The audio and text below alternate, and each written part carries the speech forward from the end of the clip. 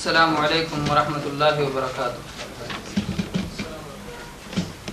الحمد للہ رب العالمین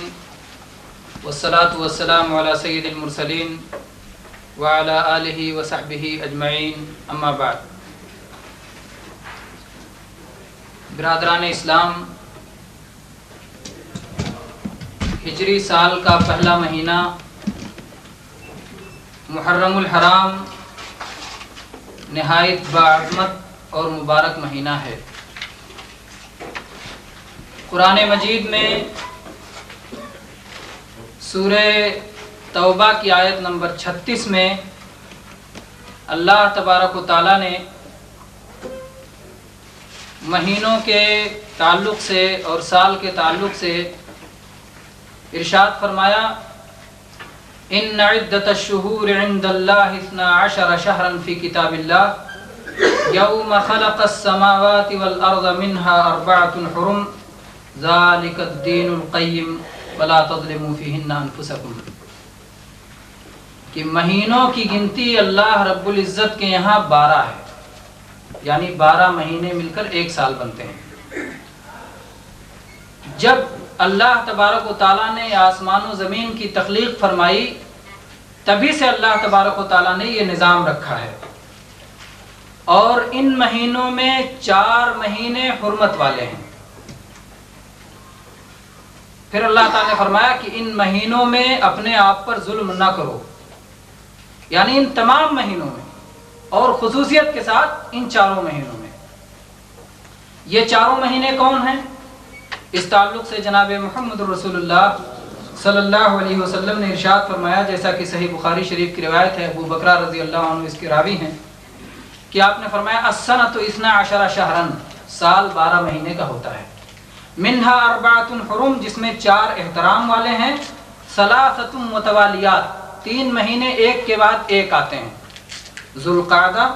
ذوالحجہ و محرم، اور 4تھا مہینہ رجب و مضر الذی بین جمادہ و شعبان، 4تھا مہینہ رجب کا ہے جو جمادی الاخری اور شعبان کے درمیان کا ہے۔ تو یہ کل 4 مہینے ہیں جن کو احترام والے مہینے قرار دیا گیا۔ ان میں اپنے آپ پر ظلم نہ کرو کا کیا مطلب ہوتا ہے؟ ایک تو یہ بتایا کہ کس میں اپنے آپ کو ظلم نہ کرو، پورے 12 مہینوں میں ظلم نہ کرو،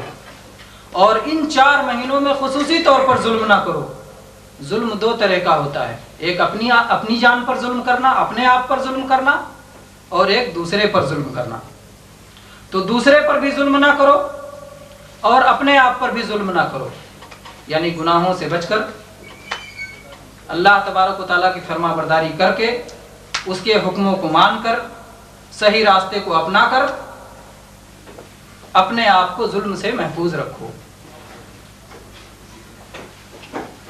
اللہ تبارک و تعالیٰ نے کچھ دنوں پر فضیلت عطا فرمائی ہے، کچھ مہینوں کو کچھ مہینوں پر فضیلت عطا فرمائی ہے، کچھ مقامات کو دوسرے مقامات پر فضیلت عطا فرمائی ہے، اور یہ باتیں آپ لوگ بخوبی جانتے ہیں، جیسے رمضان کی فضیلت ہے، راتوں میں لیلۃ القدر کی فضیلت ہے، دنوں میں ذوالحجہ کے 10 دنوں کی فضیلت ہے۔ تو اس طرح سے جگہوں میں مکہ اور مدینہ کی فضیلت ہے، مسجدوں میں مسجد حرام، مسجد نبوی اور مسجد اقصیٰ کی فضیلت ہے۔ کچھ جگہوں کو اللہ تبارک و تعالیٰ نے فضیلت دی ہے، کچھ مقامات کو فضیلت دی ہے، کچھ اوقات کو فضیلت دی ہے، جمعہ کے دن، ہفتے میں جمعہ کا دن ہے۔ تو اس طرح سے محرم بھی مہینوں میں ایک فضیلت والا مہینہ ہے، جس کو اللہ تبارک و تعالیٰ نے اپنا مہینہ قرار دیا ہے۔ چنانچہ صحیح مسلم شریف میں ابو ہریرہ رضی اللہ عنہ کی روایت ہے کہ نبی پاک صلی اللہ علیہ وسلم نے ارشاد فرمایا، افضل الصیام بعد رمضان شہر اللہ المحرم، رمضان کے بعد سب سے افضل روزہ، سب سے زیادہ فضیلت والا صوم، یہ اللہ کے مہینے محرم کا صوم ہے۔ یہ فضیلت صرف محرم کو حاصل ہے کہ حدیث کی کتابوں میں صرف محرم کو اللہ کا مہینہ قرار دیا گیا، جبکہ اور کسی مہینے کو قرار نہیں دیا گیا۔ اب جہاں تک اس سوال کی بات ہے کہ جناب محمد رسول اللہ صلی اللہ علیہ وسلم رمضان کا مکمل صوم رکھتے تھے اور زیادہ سے زیادہ آپ شعبان کا صوم رکھتے تھے، لیکن محرم کے بارے میں ایسی کوئی بات ثابت نہیں ہے کہ اللہ کے نبی صلی اللہ علیہ وسلم کثرت سے اس میں صوم رکھتے تھے، لیکن آپ نے یہ فرمایا ہے۔ اس کی کیا وجہ ہے؟ اگر محرم کے صوم کی اتنی فضیلت ہے تو نبی صلی اللہ علیہ وسلم سے وہ صوم ثابت کیوں نہیں ہے؟ اس کے اہل علم نے وجہ یہ بتائی ہے کہ ممکن ہے کہ نبی صلی اللہ علیہ وسلم کو اپنے آخری عمر میں اس کی اطلاع ملی ہو اور آپ کو یہ موقع نہ مل سکا ہو کہ اس مہینے میں آپ صلی اللہ علیہ وسلم زیادہ سے زیادہ روزے رکھیں، اس لیے کہ دین کے احکام دھیرے دھیرے نازل ہوئے اور بہت سارے احکام اخیر میں نازل ہوئے، اور اس حدیث کے راوی بھی ابو ہریرہ رضی اللہ عنہ ہیں جو بعد میں اسلام لائے ہیں۔ تو اس طرح سے ممکن ہے کہ نبی پاک صلی اللہ علیہ وسلم کو جب اس بات کی اطلاع ملی کہ محرم میں صوم رکھنے کی بڑی فضیلت ہے تو اس کے بعد پھر آپ کو اس کا موقع نہیں مل سکا۔ لیکن بہرحال نبی صلی اللہ علیہ وسلم کا قول ہی اگر ہم کو مل جائے، آپ کا حکم مل جائے، تو یہ ہمارے لیے کافی ہے، ضروری نہیں ہے کہ قول کے مطابق عمل بھی ملے، اس لیے کہ قول امت کے لیے ہوتا ہے، امت کو نبی صلی اللہ علیہ وسلم نے جیسا حکم دے دیا ویسا امت کو کرنا چاہیے۔ نبی صلی اللہ علیہ وسلم نے پھر محرم کے بعد محرم کے مہینے کی ایک خاص تاریخ، ایک خاص دن جس کا نام عاشورہ ہے، اس کی اہمیت بیان فرمائی ہے، اور چنانچہ صحیح بخاری شریف کی روایت ہے، عبداللہ ابن عباس رضی اللہ عنہ اس حدیث کے بیان کرنے والے ہیں کہ نبی پاک صلی اللہ علیہ وسلم جب مدینہ منورہ پہنچے اور آپ نے دیکھا کہ وہاں یہود صوم رکھتے ہیں تو آپ نے پوچھا کہ تم اس دن کا صوم کیوں رکھتے ہو؟ ان لوگوں نے بتایا کہ یہی وہ دن ہے جس دن اللہ تبارک و تعالیٰ نے موسیٰ علیہ السلام اور ان کی قوم بنی اسرائیل کو فرعون کی ظلم و زیادتی سے نجات عطا فرمائی تھی، اور فرعون جو اللہ کا دشمن تھا اور خدائی کا دعویٰ کیا کرتا تھا، اپنے آپ کو رب کہلواتا تھا، رب اعلیٰ کہلواتا تھا، اس کو اللہ تبارک و تعالیٰ نے غرق دریا کیا تھا۔ تو اسی شکرانے میں موسیٰ علیہ السلام نے صوم رکھا تھا، اور ہم ان کے متبعین اسی شکرانے میں صوم رکھتے ہیں۔ نبی صلی اللہ علیہ وسلم نے پھر خود بھی صوم رکھا اور اپنے صحابہ کرام کو بھی صوم رکھنے کا حکم دیا۔ آپ یہ بھی جانتے ہیں کہ صوم عاشورہ کے کئی مراحل ہیں۔ اس کا روزہ جاہلیت میں بھی مشہور تھا، جاہلیت کے لوگ بھی اس دن صوم رکھا کرتے تھے کیونکہ پچھلے انبیاء میں اس کا صوم مشہور تھا۔ مسند احمد کی روایت کے مطابق نوح علیہ السلام کی کشتی بھی عاشورہ کے دن ہی رکی تھی، اور نوح علیہ السلام نے بھی شکرانے میں روزہ رکھا تھا۔ اور اس کے علاوہ جو باقی چیزیں عاشورہ کے تعلق سے بیان کی جاتی ہیں وہ درست نہیں ہیں، جیسے کہ ابراہیم خلیل رضی اللہ عنہ کا آگ سے نجات پانا، اور اس طرح سے دوسرے واقعات جو اسی دن کے تعلق سے بیان کیے جاتے ہیں وہ صحیح نہیں ہیں۔ لیکن صحیح بات جو ایک صرف موسیٰ علیہ السلام کے تعلق سے ہے اور دوسری کسی قدر نوح علیہ السلام کے تعلق سے ہے، تو یہ دو باتیں کسی قدر ثابت ہیں، اور اس کا روزہ جاہلیت میں ہی معروف تھا، جاہلیت میں مکہ کے لوگ بھی رکھا کرتے تھے، نبی صلی اللہ علیہ وسلم بھی رکھا کرتے تھے۔ جب مدینہ منورہ آپ پہنچے تو آپ نے اس کی مزید تاکید فرمائی، اور آپ نے اعلان عام کروایا کہ جو لوگ صبح کچھ نہ کھائے ہوں، اگرچہ رات میں ان کی نیت نہ رہی ہو، تو وہ لوگ بھی دن میں نیت کر لیں اور روزہ رکھ لیں۔ یعنی گویا نفلی صوم کے لیے اگر کوئی شخص رات میں نیت نہ کیا ہو تو دن کی نیت سے صوم رکھ سکتا ہے۔ تو اللہ کے نبی صلی اللہ علیہ وسلم نے اعلان کروایا کہ لوگ اس کا صوم رکھیں اور اپنے بچوں کو بھی اس دن صوم رکھوائیں، یعنی اس کی کافی آپ نے تاکید فرمائی۔ اور رمضان کا صوم فرض ہونے سے پہلے اس کا صوم فرض تھا، لیکن بعد میں جب رمضان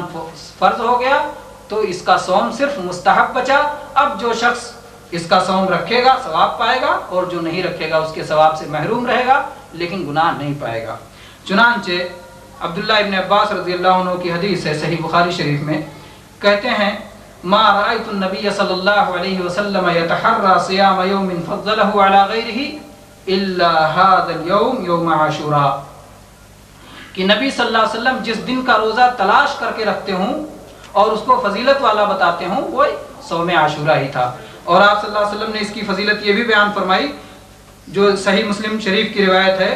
کہ نبی صلی اللہ علیہ وسلم نے کہا کہ انی احتسب علی اللہ عز وجل ان یکفر السنۃ التي قبلہ، کہ مجھے اللہ تبارک و تعالیٰ سے امید ہے کہ اس روزہ رکھنے سے ایک سال پچھلے گناہوں کی بخشش ہو جائے گی۔ اور آپ صلی اللہ علیہ وسلم نے جب یہ دیکھا کہ یہود اس دن صوم رکھتے ہیں تو آپ نے ان کی مخالفت کا بھی حکم دیا، اور آپ جانتے ہیں کہ کفار کی مخالفت مشرکین کی مخالفت یہ دین کا بڑا اہم اصول ہے، اور دین کے بہت سارے معاملات میں اس مخالفت کا حکم دیا گیا ہے، اور اس کی بہت ساری مثالیں آپ حضرات جانتے ہوں گے کہ اللہ کے نبی صلی اللہ علیہ وسلم نے فرمایا کہ یہود و نصارہ کی مخالفت کرو، وہ داڑھی مڈاتے ہیں تم داڑھی بڑھاؤ۔ اسی طرح سے اللہ کے نبی صلی اللہ علیہ وسلم نے فرمایا کہ وہ لوگ افطاری میں تاخیر کرتے ہیں، تم لوگ افطاری میں جلدی کرو۔ ایسے ہی نبی صلی اللہ علیہ وسلم نے بہت سارے معاملات میں کہا ہے کہ وہ لوگ جوتے میں نماز نہیں پڑھتے، تم لوگ جوتے میں صلاۃ پڑھو۔ آپ صلی اللہ علیہ وسلم نے اسی طرح سے کہا کہ حیض کی حالت میں یہودی اپنی بیویوں سے بالکل دور رہتے ہیں، تو تم سب کچھ کرو سوائے جمع کرنے کے۔ تو اس طرح سے بہت سارے معاملات ایسے ہیں کہ یہود و نصارہ اور کفار و مجوس اور بددینوں کی مخالفت کرنا اسلام کا ایک اصول ہے۔ تو اسی بنیاد میں سے یہ بھی ہے کہ اللہ کے نبی پاک صلی اللہ علیہ وسلم نے جب دیکھا کہ یہود اس دن کی تعظیم کرتے ہیں تو آپ نے کہا کہ اگر اگلا سال آئے گا تو ہم 9 کو بھی روزہ رکھیں گے، 9ویں تاریخ کو بھی روزہ رکھیں گے۔ تو 9 تاریخ کا صوم رکھنے کی وجہ کیا ہوئی؟ یہود کی مخالفت۔ بعض لوگوں نے اور وجہ بھی بیان کی ہے لیکن وہ وجوہات درست نہیں ہیں۔ جیسے بعض لوگوں نے بیان کیا کہ 9 اور 10 دونوں کے صوم کا حکم اس لیے دیا گیا کہ اگر چاند میں کوئی اختلاف رہا ہو تو شک شبہ نہ رہ جائے، لیکن یہ بات صحیح نہیں ہے۔ اگر اس طرح کی باتیں شروع کی گئیں تو ہر جگہ احتیاط شروع ہو جائے گا جس کا دین میں تصور نہیں ہے۔ تو یہ رہا صوم عاشورہ کے تعلق سے۔ ایک مسئلہ اس میں اور ہے کہ اگر کسی شخص کے رمضان کے روزے چھوٹے ہوئے ہیں تو وہ رمضان کے روزوں کی قضا پہلے کرے گا یا عاشورہ کا صوم اس کے باوجود رکھ سکتا ہے؟ تو اس سلسلے میں افضل یہ ہے کہ آدمی پہلے فرض کی قضا کرے اور اس کے بعد یہ نفلی روزے رکھے، لیکن اگر نہیں فرض کی قضا کرتا ہے، نفلی روزے رکھتا ہے تو جائز ہے، کیونکہ فرض کی قضا میں تاخیر درست ہے۔ یہ صوم عاشورہ کے تعلق سے اور عاشورہ کے دن کے تعلق سے اس کی شرعی حیثیت ہوئی۔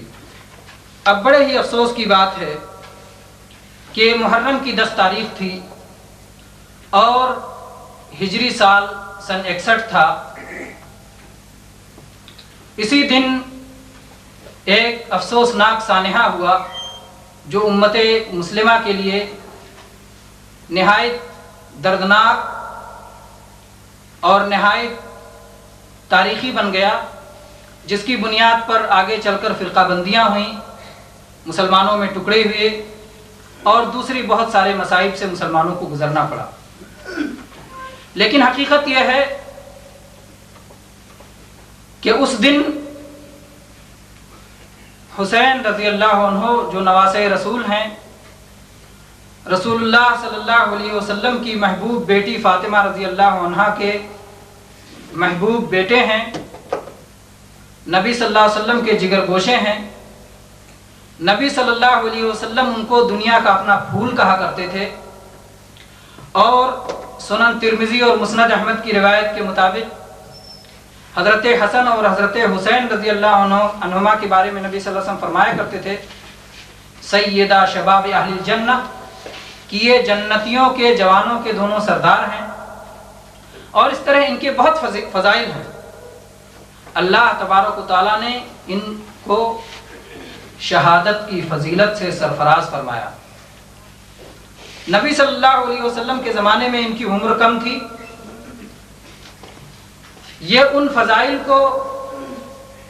نہیں پا سکتے تھے جو ان کے دوسرے جیسے علی رضی اللہ عنہ اور دوسرے صحابہ کرام ہیں کہ نبی صلی اللہ علیہ وسلم کے ساتھ انہوں نے جہاد کیا، نبی صلی اللہ علیہ وسلم کے ساتھ انہوں نے تکالیف اٹھائیں، مصائب برداشت کی، یہ چیزیں انہیں حاصل نہیں تھیں۔ تو اللہ تبارک و تعالیٰ کا یہ قاعدہ ہے، اللہ تبارک و تعالیٰ کی یہ سنت ہے کہ وہ ایمان والوں کو آزمائش سے دوچار کرتا ہے۔ چنانچہ یہ حدیث جو سنن ترمذی، نسائی، ابن ماجہ، مسند احمد کی صحیح حدیث ہے کہ اللہ کے نبی صلی اللہ علیہ وسلم نے فرمایا اشد الناس بلاء الانبیاء ثم الامثل فالامثل، کہ سب سے زیادہ تکلیفیں، سب سے زیادہ مصائب، سب سے زیادہ آزمائشوں سے دوچار ہونے والے انبیاء ہوتے ہیں، اور اس کے بعد جو ان سے جس قدر قریب ہوں، صالحین، نیک لوگ، اولیاء، جو جس قدر اللہ تبارک و تعالیٰ کے قریب ہوں گے، جن کا دین جس قدر پختہ ہوگا، محکم ہوگا، مستحکم ہوگا، اسی قدر ان کی آزمائشیں زیادہ ہوں گی۔ یبتلی الرجل علی قدر دینہ، جتنا جتنا دین ہوتا ہے، دین میں اس کے پختگی ہوتی ہے، اسی قدر اللہ تبارک و تعالیٰ اسے آزمائشوں سے دوچار ہوتا ہے۔ اگر اس کے دین میں کمزوری ہے تو اسی حساب سے اس کی آزمائشیں بھی کم ہوتی ہیں۔ تو اللہ تبارک و تعالیٰ نے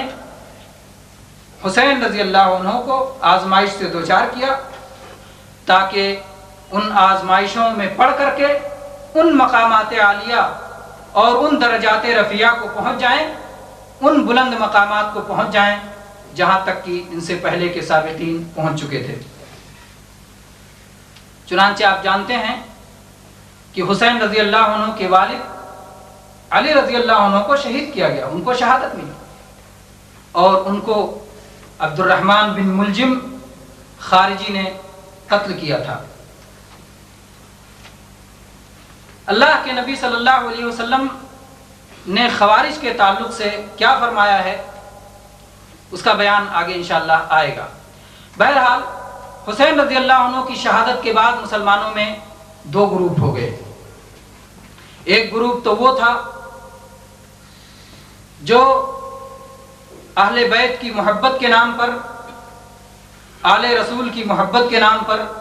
جس نے اس دن کو غم کا اور ماتم کا دن منانا شروع کیا، اور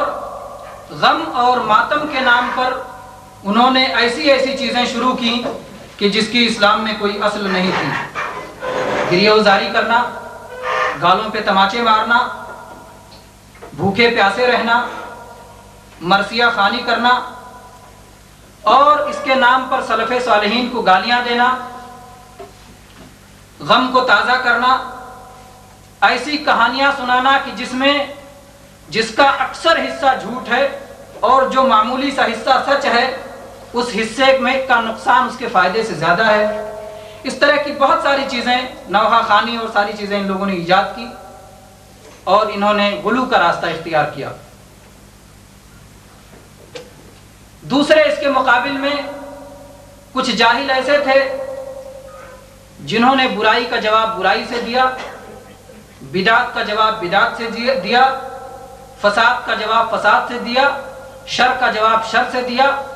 جب دیکھا کہ یہ لوگ اس کو غم کا دن مناتے ہیں تو ان لوگوں نے اس کو خوشی کا دن منانا شروع کر دیا۔ یہ نواسب تھے جو آل بیت سے بغض اور دشمنی رکھتے تھے۔ اللہ کے نبی پاک صلی اللہ علیہ وسلم نے ایک پیشین گوئی فرمائی تھی۔ آپ نے فرمایا تھا کہ قبیلے ثقیف میں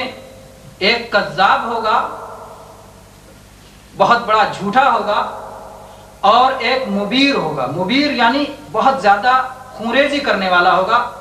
بہت زیادہ ہلاکت اور تباہی مچانے والا ہوگا۔ تو وہ کذاب، وہ جھوٹا کوفہ کا مختار ابن ابی عبید ثقفی تھا کہ جس نے حسین رضی اللہ عنہ کے شہادت پر غم اور ماتم کو شروع کیا اور اس کو رواج دیا اور اس کو آگے بڑھایا۔ اور جن لوگوں نے دشمنیاں کی اس میں بھی وہ جو ہے تباہی کرنے والا شخص حجاج ابن یوسف تھا، وہ بھی ثقفی تھا۔ تو نبی صلی اللہ علیہ وسلم کی پیشین گوئی بھی اس لحاظ سے دونوں جانب مکمل ہوئی۔ افسوس کی بات یہ ہے کہ اہل سنت والجماعت، جس کی مثال مذاہب میں جیسے اسلام کی ہے، فرقوں میں ویسے ہی اسلام اہل سنت والجماعت کی ہے۔ فرقوں میں اہل سنت کی مثال ایسے ہے جیسے مذاہب میں اسلام کی مثال ہے۔ سارے مذاہب میں اسلام عدل کا دین ہے، اسلام وسط کا دین ہے، اسلام درمیانہ دین ہے جو نہ ہی غلو کی طرف لے جاتا ہے اور نہ ہی کوتاہی پر ڈالتا ہے۔ یہی حال اہل سنت والجماعت کا ہے کہ تمام فرقوں کے درمیان یہ عدل پر ہیں، یہ ظلم سے اور کوتاہی سے بچتے ہوئے درمیانے راستے پر ہیں۔ لیکن اہل سنت والجماعت کا نام رکھنے والے بعض لوگ ایسی حرکتیں کرتے ہیں جو کہ اہل سنت سے خارج اہل بدعت کیا کرتے ہیں۔ آئیے ہم ایسی چند حرکتیں آپ کے سامنے رکھتے ہیں جو اہل سنت میں ہیں اہل سنت کے نام لیوا کرتے ہیں، حالانکہ یہ اہل بدعت سے اور رافضہ سے آئی ہیں۔ چنانچہ اگر اس کو ہم صرف شیعیت کا رنگ کہیں تو یہ ہلکی بات ہوگی، بات اس سے بڑھ کر ہے۔ جب محرم کا مہینہ آتا ہے تو بعض اہل سنت کے لوگ جو اپنے آپ کو اہل سنت ہونے کا دعویٰ کرتے ہیں، وہ واقعہ کربلا کو اس انداز میں بڑھا چڑھا کر مبالغہ کر کے رنگ آمیزی کر کے بیان کرتے ہیں جس طرح کے اہل تشیع کرتے ہیں۔ اسی طرح سے حسین رضی اللہ عنہ اور یزید رحمۃ اللہ علیہ، ان دونوں ناموں سے واقعات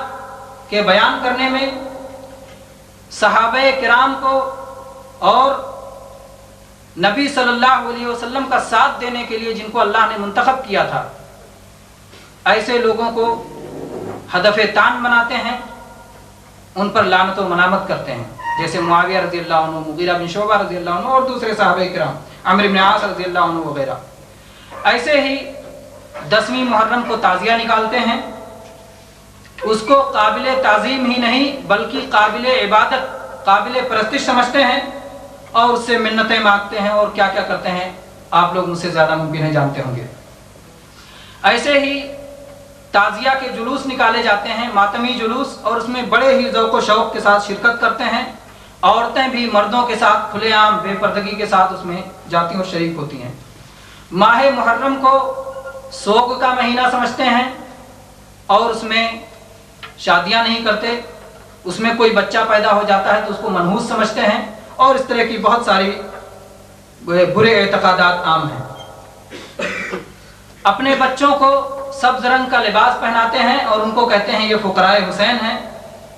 اور تعزیہ جو بناتے ہیں، تعزیہ کے اندر حسین رضی اللہ عنہ کی روح کو موجود سمجھتے ہیں، حسین رضی اللہ عنہ کو عالم الغیب سمجھتے ہیں، اور یہ سمجھتے ہیں کہ حسین رضی اللہ عنہ ہماری باتیں سن رہے ہیں، ہماری فریاد کو آئیں گے، ہماری مشکل کو دور کریں گے، وغیرہ وغیرہ۔ جو تعزیہ بناتے ہیں اس کا سجدہ کرتے ہیں، اس کا رکوع کرتے ہیں، محرم میں چارپائیوں پر نہیں سوتے۔ اسی طرح سے پنجتن کا عقیدہ رکھتے ہیں کہ 5 لوگ ایسے ہیں جو معصوم ہیں، گناہوں سے پاک ہیں، پنجتن پاک ہیں، وغیرہ وغیرہ۔ اسی طرح سے کچھ لوگ ہیں جو کربلا کو حق اور باطل کا معرکہ سمجھتے ہیں کربلا کی جو لڑائی ہوئی تھی وہ حق اور باطل میں ہوئی تھی، اور یہ بیہودہ شعر پڑھا کرتے ہیں، قتل حسین اصل میں مرگ یزید ہے، اسلام زندہ ہوتا ہے کربلا کے بعد، جبکہ یہ انتہائی بیہودہ اور غلط شعر ہے۔ اسلام کربلا کے بعد زندہ نہیں ہوتا، بلکہ کربلا کے بعد تو اسلام اور مسلمانوں کو جو نقصان پہنچا وہ کسی جنگ سے نہیں پہنچا۔ تو بہرحال یہ چیزیں تھیں جو کہ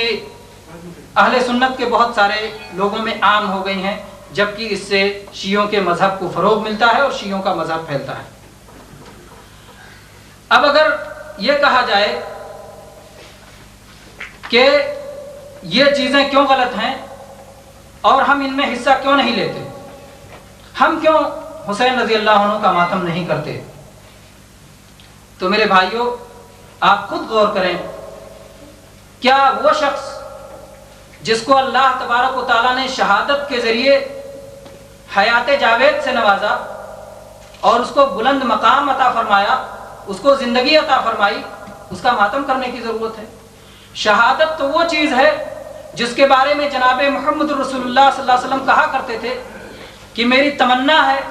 میں چاہتا ہوں کہ میں اللہ کی راستے میں قتل کیا جاؤں، پھر زندہ کیا جاؤں، پھر قتل کیا جاؤں، پھر زندہ کیا جاؤں، پھر قتل کیا جاؤں، پھر زندہ کیا جاؤں، پھر قتل کیا جاؤں۔ ایسی فضیلت والی چیز کسی کو ملے اور ہم اس پہ غم و ماتم کریں، یہ کتنی حماقت کی بات ہوگی اور کتنی بیوقوفی کی بات ہوگی۔ اسی بات کو کسی شاعر نے اس طرح بیان کیا ہے کہ نوحہ وہ کریں جو مردہ سمجھیں شہداء کو، ہم زندہ جاوید کا ماتم نہیں کرتے۔ ایک صحابیہ رسول اللہ صلی اللہ علیہ وسلم کی خدمت میں حاضر ہوئی،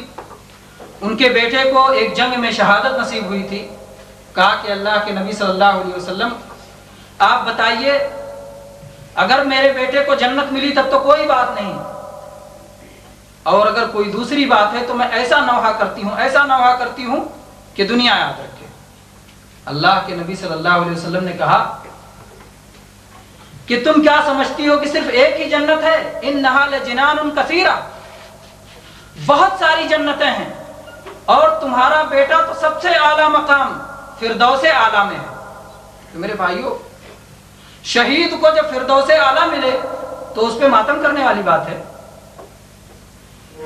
اب اگر شہداء پہ ماتم شروع کر دیا جائے تو اسلامی تاریخ میں شہیدوں کی گنتی نہیں ہے۔ جب سے اسلام کی ابتدا ہوئی،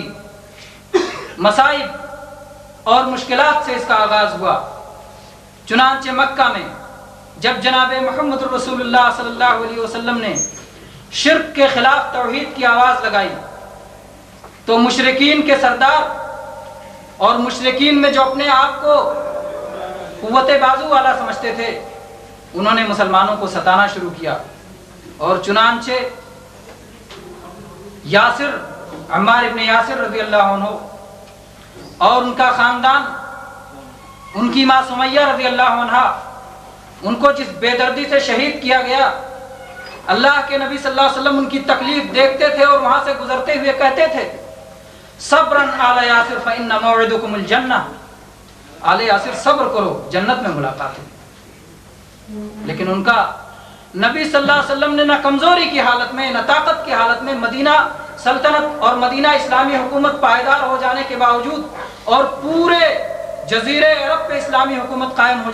جانے کے باوجود نبی صلی اللہ علیہ وسلم نے کبھی کسی کا ماتم نہیں کیا، نہ کسی کا دن منایا۔ اسی طرح سے نبی صلی اللہ علیہ وسلم نے مکہ کے بعد مدینہ میں بھی بدر کی لڑائی ہوئی، احد کی لڑائی ہوئی، خندق کی لڑائی ہوئی، اور مسلمانوں کو دھوکے سے بھی قتل کیا گیا۔ بیر معونہ کا واقعہ ہوا، ذات الرجی کا واقعہ ہوا، 70 صحابہ کرام کو اکٹھا لے جا کر دھوکے سے شہید کر دیا گیا، اور اس طرح سے اور بھی بہت سارے واقعات ہوئے۔ احد میں اکٹھا 70 صحابہ کرام کو شہید کیا گیا، جس میں اللہ اور رسول کے شیر حمزہ رضی اللہ عنہ، نبی صلی اللہ علیہ وسلم کے عم محترم، وہ بھی تھے، جن کی تکلیف دیکھ کر نبی صلی اللہ علیہ وسلم نے کہا کہ آج حمزہ پہ کوئی رونے والا نہیں۔ آپ نے یہ بات تو کہی لیکن آپ نے رونا پسند نہیں کیا، ورنہ نبی صلی اللہ علیہ وسلم چاہتے تو کیا رونے والی اور آج جو کرائے کی رونے والی اور مرثیہ کرنے والی مل جاتی ہیں تو اس وقت نہیں ملتے۔ نبی صلی اللہ علیہ وسلم پر جان دینے والے صحابہ کرام اور صحابیات، اس صحابیہ کا آپ واقعہ جانتے ہیں کہ جس کے باپ شہید ہوئے، جس کے شوہر شہید ہوئے، جس کا بیٹا شہید ہوا، لیکن نبی صلی اللہ علیہ وسلم کو پوچھتی ہے۔ تو یہ سب کچھ ہونے کے باوجود کیا اس وقت ماتم کرنے والے نہیں ملتے؟ لیکن نبی صلی اللہ علیہ وسلم نے ماتم نہیں کیا، کسی کا ماتم نہیں کیا۔ اور ماتم کرنے والے بتائیں کہ حسین رضی اللہ عنہ کے ماتم سے پہلے ان کے بڑے بھائی حسن رضی اللہ عنہ کا ماتم کیوں نہیں کرتے، کہ جن کے بارے میں جناب محمد رسول اللہ صلی اللہ علیہ وسلم نے فرمایا ہے ان ابنی ھذا سید وسیصلح اللہ بہ بین فئتین عظیمتین من المسلمین، کہ میرا یہ لڑکا سردار ہے، اللہ تبارک و تعالیٰ اس کے ذریعے دو مسلمانوں کے دو عظیم گروہوں میں صلح نصیب فرمائے گا۔ چنانچہ عثمان رضی اللہ عنہ کی شہادت کے بعد جب امت اسلامیہ دو حصوں میں تقسیم ہو گئی، کچھ نے علی رضی اللہ عنہ کے ہاتھ پہ بیعت کر لی اور کچھ نے بیعت نہیں کی، معاویہ رضی اللہ عنہ کے ساتھ رہے۔ جب علی رضی اللہ عنہ کو عبد الرحمن ابن ملجم بدبخت نے شہید کر دیا اور اس کے بعد حسن رضی اللہ عنہ کو ان کے بعد تخت خلافت پہ بٹھایا گیا، انہوں نے جا کے علی رضی اللہ عنہ سے صلح کر لیا اور نبی پاک صلی اللہ علیہ وسلم کی پیشین گوئی پوری ہوئی۔ تو حسن رضی اللہ عنہ کا ماتم کیوں نہیں کیا جاتا جو بڑے بھائی؟ پھر حسین رضی اللہ عنہ کے والد علی رضی اللہ عنہ، جن کے مناقب ہم نہیں ماتم منانے والے، جن کے فضائل گناتے ہوئے نہیں تھکتے، جبکہ جھوٹے فضائل کی ضرورت نہیں، سچے فضائل اتنے زیادہ ہیں کہ اگر وہ بیان کیے جائیں تو بہت کافی ہیں۔ تو سچے فضائل علی رضی اللہ عنہ کے ایسے ہیں کہ جن بنیاد پر حسین رضی اللہ عنہ سے پہلے علی رضی اللہ عنہ کا ماتم ہونا چاہیے۔ حسین رضی اللہ عنہ کے جو باپ تھے، حسین رضی اللہ عنہ کے بہنوئی، اور آپ دنگ رہ جائیں گے کہ حسین رضی اللہ عنہ کے بہنوئی جنہیں شہید کیا گیا اور جن کے بارے میں رسول اللہ صلی اللہ علیہ وسلم نے یہ پیشین گوئی کی تھی کہ ان کی شہادت ہو جائے گی تو اسلام میں فتنے کا دروازہ کھل جائے گا، بجائے اس کے کہ ان کا ماتم کیا جائے ان کو گالیاں دی جاتی ہیں، ان کو برا بھلا کہا جاتا ہے۔ وجہ کیا ہے؟ وجہ یہ ہے کہ دشمنان اسلام کی سازشیں بھی بڑی عجیب و غریب ہیں، اور ہم ہیں کہ ان سازشوں کو سمجھتے نہیں۔ چنانچہ آئیے میں مختصراً 2-3 ایسی باتیں بتا دوں کہ جس سے آپ کو اندازہ ہوگا کہ کس طرح دشمنان اسلام نے ان دنوں میں، جن دنوں میں کہ مسلمانوں کے لیے کوئی تکلیف کی چیز تھی، انہوں نے اس کو عید اور خوشی کا دن منایا۔ 25 ذی الحجہ کو عمر فاروق رضی اللہ عنہ کی شہادت ہوئی، تو اس دن جشن نوروز اسی دن سے شروع کرتے ہیں۔ 18 ذی الحجہ کو عثمان غنی رضی اللہ عنہ کی شہادت ہوئی، اس دن عید غدیر مناتے ہیں۔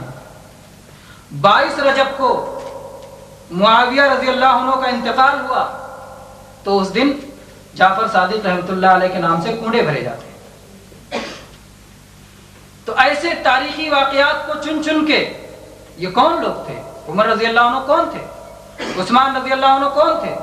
معاویہ رضی اللہ عنہ کون تھے؟ یہ وہ لوگ تھے کہ جنہوں نے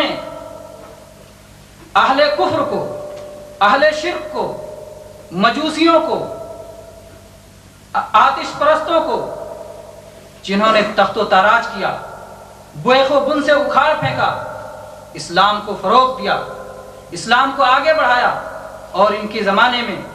اسلامی سرحدیں اتنی وسیع ہو گئیں کہ جو اس سے پہلے نہیں تھی۔ چنانچہ میں آپ کو بتاؤں کہ عثمان رضی اللہ عنہ کے زمانے میں کتنی فتوحات ہوئیں۔ مشرق میں خراسان، ماوراء النہر،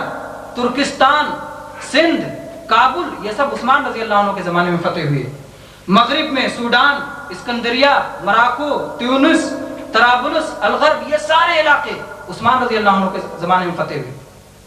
تو عثمان رضی اللہ عنہ کی بیعت کب ہوئی تھی؟ عثمان رضی اللہ عنہ کی بیعت عمر فاروق رضی اللہ عنہ کی شہادت کے بعد۔ تو بھلا یہ کیسے ہو سکتا تھا کہ عثمان رضی اللہ عنہ کی بیعت ہو اور لوگوں کو غم نہ ہو، جن عثمان رضی اللہ عنہ نے سب سے پہلے بحری بیڑا بنایا اور خشکی میں جس طرح جہاد کیا، سمندر میں بھی جہاد کیا۔ تو اس لیے ماتم اگر کوئی مناتا ہے تو یہی ذی الحجہ کے آخر میں یا محرم کی ابتدا میں عثمان رضی اللہ عنہ کے ہاتھوں پہ بیعت ہوئی، تو اس غم میں ماتم مناتے ہیں، یہ حسین رضی اللہ عنہ کا ماتم نہیں مناتے۔ بہرحال میں یہ کہہ رہا تھا کہ ماتم کس کا مناؤ گے؟ حسین رضی اللہ عنہ کے بہنوئی کا ماتم کیوں نہیں مناتے؟ بہنوئی کون ہیں؟ عمر فاروق رضی اللہ عنہ۔ ان کی بہن ام کلثوم رضی اللہ عنہ کا نکاح عمر فاروق رضی اللہ عنہ سے ہوا تھا، اور جو ماتم مناتے ہیں تو حسین رضی اللہ عنہ کے خالو عثمان غنی رضی اللہ عنہ کا ماتم کیوں نہیں مناتے؟ آپ جانتے ہیں کہ نبی صلی اللہ علیہ وسلم کی 4 صاحبزادیاں تھیں۔ سب سے چھوٹی صاحبزادی فاطمہ رضی اللہ عنہ تھی، جن سے حسن حسین پیدا ہوئی، لیکن اس سے پہلے 3 صاحبزادیاں تھیں، جس میں سے 2 کے شوہر عثمان غنی رضی اللہ عنہ ہیں، رقیہ اور ام کلثوم کے۔ تو کوئی ماتم نہیں مناتا، تو کیوں ان کا ماتم نہیں مناتا؟ جبکہ عثمان غنی رضی اللہ عنہ کو جس بے دردی سے شہید کیا گیا اور جس طرح انہیں بھوکا اور پیاسا رکھا گیا، اور اسی کنویں سے، جس کنویں کو عثمان غنی رضی اللہ عنہ نے خرید کے مسلمانوں پہ وقف کیا تھا، اسی کنویں سے انہیں پانی پینا بند کر دیا گیا۔ اور رمضان کے مہینے میں انہیں یہ ساری، یعنی وہ صوم کی حالت میں تھے، روزے کی حالت میں، مہینہ رمضان کا تو نہیں، لیکن عثمان غنی رضی اللہ عنہ اس سارے مصائب میں صوم رکھے ہوئے تھے۔ اس بے دردی کے ساتھ ان کو شہید کیا گیا، لیکن ان کا ماتم کیوں نہیں مناتے؟ میرے بھائیوں، ماتم ہی منانا ہے تو حسین رضی اللہ عنہ سے پہلے ان کے باپ علی رضی اللہ عنہ کا، ان کے بہنوئی عمر فاروق رضی اللہ عنہ کا، اور ان کے خالو عثمان غنی رضی اللہ عنہ کا ماتم منائیں۔ لیکن دراصل اسلام یہ ماتم کا دین نہیں ہے، بلکہ ماتم کرنا شرعی طور پر منع ہے۔ اور جناب محمد رسول اللہ صلی اللہ علیہ وسلم نے ایک ہی نہیں، بہت ساری احادیث میں آپ نے نہایت وضاحت کے ساتھ ماتم سے منع فرمایا ہے اور اس کے لیے وعید سنائی ہے۔ مسلمانوں کا طریقہ تو یہ ہے کہ جب انہیں کوئی مصیبت پہنچتی ہے تو وہ اس پر صبر کرتے ہیں اور اس پر انا للہ و انا الیہ راجعون پڑھتے ہیں۔ چنانچہ سورہ بقرہ کی آیت نمبر 155 سے 157 میں اللہ تبارک و تعالیٰ نے ارشاد فرمایا وَبَشِّرِ الصَّابِرِينَ الَّذِينَ إِذَا أَصَابَتْهُمْ مُصِيبَةٌ قَالُوا إِنَّا لِلَّهِ وَإِنَّا إِلَيْهِ رَاجِعُونَ أُولَٰئِكَ عَلَيْهِمْ صَلَوَاتٌ مِّن رَّبِّهِمْ وَرَحْمَةٌ وَأُولَٰئِكَ هُمُ الْمُهْتَدُونَ کہ صبر کرنے والوں کو خوشخبری سنا دیجئے کہ جب انہیں کوئی مصیبت پہنچتی ہے تو وہ کہتے ہیں اِنَّا لِلَّهِ وَإِنَّا إِلَيْهِ رَاجِعُونَ کہ ہم اللہ ہی کے لیے ہیں اور ہم کو اللہ ہی کی طرف واپس پلٹ کے جانا ہے۔ یہ وہ لوگ ہیں جن پر رب کی طرف سے رحمتیں نازل ہوں گی اور رب کی طرف سے ان پر برکتیں نازل ہوں گی اور یہ لوگ ہدایت کے راستے پر ہیں۔ اس کا مطلب اس کے خلاف جو ہیں ہدایت کے خلاف کیا ہوا؟ ضلالت کے راستے پر ہیں۔ تو اللہ تبارک و تعالیٰ نے ان کو ہدایت کے راستے پر کہا جو مصیبت کے وقت میں صبر کرتے ہیں۔ ایسے ہی جناب محمد رسول اللہ صلی اللہ علیہ وسلم نے ارشاد فرمایا، متفق علیہ حدیث ہے، آپ نے کہا لیس منا من لطم الخدود وشق الجیوب ودعا بدعوى الجاہلیہ کہ ہم سے اس کا کوئی تعلق نہیں جس نے اپنے گالوں پہ تماچے مارے، جس نے اپنے گریبان چاک کیے اور جس نے جاہلیت کی پکار پکاری۔ جاہلیت میں جس طرح جب کوئی مر جاتا تھا تو خود بھی روتے تھے اور رونے والوں کو کرائے پہ لے کے آتے تھے اور کہتے تھے کہ خوب رو تاکہ پتہ چلے کہ کوئی مرا تھا، اس کی یادگار بن جائے۔ تو یہ جاہلیت کا طریقہ تھا۔ اللہ کے نبی صلی اللہ علیہ وسلم نے جاہلیت کے جن امور سے مخالفت کی اس میں سے ایک یہ بھی ہے۔ اسی طرح سے متفق علیہ دوسری حدیث ہے، آپ صلی اللہ علیہ وسلم نے فرمایا انا بریء من الصالقۃ والحالقۃ والشاقۃ کہ جو عورت غم کے مارے اپنے گریبان چاک کرے، اپنے چہرے پہ تماچے مارے، اپنے بال مڈائے تو میرا اس سے کوئی تعلق نہیں ہے، میں اس سے بیزار ہوں، میں اس سے دور ہوں، اس سے میں بری ہوں۔ اور اللہ کے نبی پاک صلی اللہ علیہ وسلم نے نوحہ کرنے والی عورت کے تعلق سے ارشاد فرمایا النائحۃ اذا لم تتب قبل موتها تقام یوم القیامۃ وعلیہا سربال من قطران ودرع من جرب۔ یہ صحیح مسلم شریف کی روایت ہے کہ اگر نوحہ کرنے والی توبہ سے پہلے مر گئی تو قیامت کے دن اسے اس حالت میں لایا جائے گا کہ اس کو خارشی قمیص پہنایا جائے گا اور گندھک کا پاجامہ پہنایا جائے گا، یعنی ایسی قمیص کی جس کے پہننے سے خارش ہوگی، اور گندھک جو آگ کتنی تیزی سے پکڑتا ہے، یہ دونوں چیزیں اسے پہنایا جائے گا جس سے اس کا عذاب اور سخت ہو جائے گا۔ اور ایسے ہی جناب محمد رسول اللہ صلی اللہ علیہ وسلم نے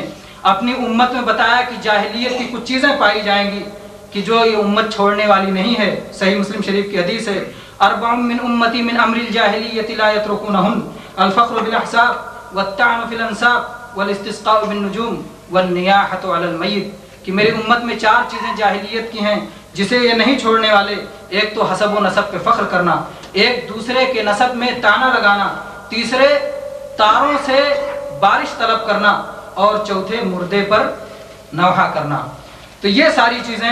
نبی پاک صلی اللہ علیہ وسلم نے روکا ہے نوحہ کرنے سے۔ تو نوحہ کرنا یہ اسلام کا طریقہ نہیں ہے، بلکہ نوحہ کرنا یہ غیر اسلامی طریقہ ہے، یہ جاہلیت کا طریقہ ہے۔ اور آج جو نوحہ و ماتم کیا جاتا ہے اس میں نوحہ و ماتم سے زیادہ ایسی چیزیں کی جاتی ہیں کہ جس میں اصحاب رسول کو گالیاں دی جاتی ہیں، ان کو برا بھلا کہا جاتا ہے، جبکہ اصحاب رسول کے تعلق سے جناب محمد رسول اللہ صلی اللہ علیہ وسلم نے اپنی امت کو خبردار کر دیا تھا اور آپ نے فرمایا تھا اللہ اللہ فی اصحابی لا تتخذوهم غرضا من بعدی من احبهم فبحبی احبهم ومن ابغضهم فببغضی ابغضهم۔ آپ نے کہا میرے صحابہ کے تعلق سے اللہ سے ڈرنا، اللہ سے ڈرنا، میرے بعد ان کو نشانہ نہ بنا لینا، میرے بعد ان کو ہدف نہ بنا لینا۔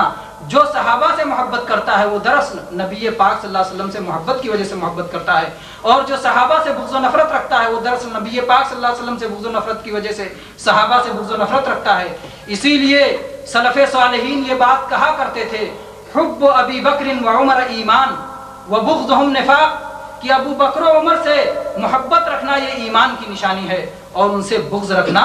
یہ نفاق کی نشانی ہے، یہ نفاق کی نشانی ہے، اور چھوٹے نفاق کی نہیں بڑے نفاق کی نشانی ہے، جس کے تعلق سے اللہ تبارک و تعالیٰ نے فرمایا ہے ان المنافقین فی الدرک الاسفل من النار، کیونکہ جن کے ذریعے سے اسلام کی نشر و اشاعت ہوئی، جن کے ذریعے سے اسلام کا پرچم بلند ہوا، ان سے اگر کوئی بغض رکھے گا تو ظاہر ہے ان سے ان کی ذات سے نہیں بلکہ ان کے اس عمل سے بغض رکھتا ہے۔ تو بہرحال میرے بھائیوں خلاصہ یہ ہے کہ माह मुहर्रम में ये जो सारी चीज़ें की जाती हैं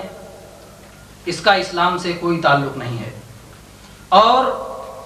शहादत हुसैन का वाक़या अगर एक मुसलमान न जाने तो भी उसके ईमान और इस्लाम पर कोई फ़र्क नहीं पड़ता, इसलिए कि इस्लाम जनाब मोहम्मद रसूलुल्लाह सल्लल्लाहु अलैहि वसल्लम की ज़िंदगी में मुकम्मल हो गया था और शहादत हुसैन का वाक़या सन 61 हिजरी का है, यानी नबी सल्लल्लाहु अलैहि वसल्लम की वफ़ात के 50 साल बाद का है, इसलिए इसका इस्लाम से कोई ताल्लुक़ नहीं। और इसमें जो शिरकिया अमाल किए जाते हैं उनका तो कहना ही क्या। और अल्लाह की तौफीक से मैं समझता हूँ कि आप शिर्क को अच्छी तरह समझते हैं और शिरकिया मामलात को जल्द ही आप भाग जाएंगे कि इसमें कौन कौन से शिरकिया मामलात होते हैं। जैसे आप ये बताएं कि एक असली कब्र को जाकर सजदा करना, असली कब्र से फरियाद करना, ये हराम और शिर्क है। तो किसी कब्र की नकल बनाना और उसके बाद उसको असल के बराबर समझना, इसकी क्या मिसाल है। यानी कब्र हुसैन की नकल बनाई जाए, ताज़िया बनाया जाए और समझा जाए कि ये असल के बराबर है। ये तो बिल्कुल ऐसे ही हुआ जैसे बच्चे गुड़िया बनाते हैं और उसके बाद उसमें शादियां करते हैं, उनका घर बनाते हैं और सारी चीज़ें खेल जो होती हैं उस खेल को बच्चे हकीकत समझते हैं। किसी आकिल बालिग से ये बहुत बईद है कि नकली चीज़ें बनाए और उनको असल के बराबर समझे। ये आकिल बालिग का काम नहीं है। इसीलिए ऐसे लोगों के ताल्लुक से जो नकल को असल के बराबर समझते हैं, बाज़ सलफ़े सालिहीन ने कहा है कि अगर ये हैवान पैदा होते तो ये गधा होते क्योंकि इनको अक्ल नहीं होती, और अगर ये परिंदा होते तो ये उल्लू होते। इस तरह से बहुत सारी मिसालें इनकी बयान की हैं कि न इनके पास दीन है और न इनके पास अक्ल है। मेरे भाइयों, वो बांस की खपच्चियाँ जिनको आप अपने हाथों से बनाते हैं और वो रंग बिरंगे कागज़ जिनको खुद आप चिपकाते हैं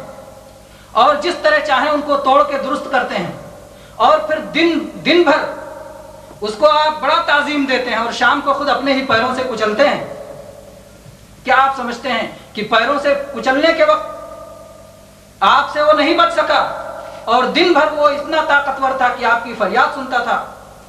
और आपको औलाद देने की ताकत रखता था, आपकी रोजी में बरकत की ताकत रखता था और सारी नेकियां और भलाइयां आपको देने की ताकत रखता था। तो ये अजीब चीज़ है। ये सिर्फ बिदात नहीं बल्कि ये सिरें शिरकिया हैं जिसके बारे में अल्लाह तबारक व तआला ने इरशाद फरमाया है, इन्नल्लाह ला यग़फिरु अन युशरका बिही व यग़फिरु मा दून ज़ालिका लिमन यशा। अल्लाह तबारक व तआला इस बात को कभी माफ़ नहीं करेगा कि उसके साथ कुछ भी शिर्क किया जाए और उसके अलावा अल्लाह तबारक व तआला जो गुनाह चाहे जिसके लिए चाहे माफ़ फरमा दे। तो बहरहाल शिरकिया चीज़ों से एक मुसलमान को इज्तिनाब करना नहायत ज़रूरी है, इसलिए कि तौबा के बगैर अगर इंतकाल हो गया तो फिर उसकी माफ़ी नहीं है। अल्लाह तबारक व तआला हम सारे मुसलमानों को हक़ बात सुनने, हक़ समझने और उस पर अमल करने की तौफ़ीक़ अता फ़रमाए और माह मुहर्रम और उसके अलावा दीगर तमाम महीनों के ताल्लुक़ से जो बिदआत हैं, जो शिरकियात हैं, उनसे इज्तिनाब की तौफ़ीक़ अता फ़रमाए। आमीन। व आखिरु दावाना अल्हम्दुलिल्लाहि रब्बिल आलमीन व सल्लल्लाहु अलैहि वसल्लम।